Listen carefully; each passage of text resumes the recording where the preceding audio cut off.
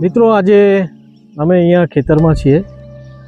કેટલો સરસ વરસાદ અત્યારે પડ્યો છે અને કપાસ અને ખેતી માટે બહુ જ ઉત્તમ ખેતી લાયક વરસાદ પડી રહ્યો છે।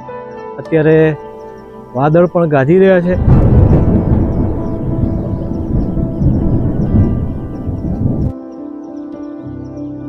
મિત્રો જ્યારે વરસાદ પડે છે ત્યારે ખેડૂતની સાથે સમગ્ર પ્રકૃતિ જે છે એ ખુશ થઈ જતી હોય એવું આપણને લાગે છે।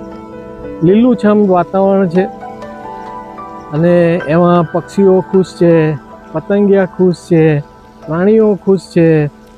એટલે આ રીતના તમે વિચાર કરો કે વરસાદથી આપણને ઈશ્વર કેટલો મોટો આશીર્વાદ પૂરો પાડે છે।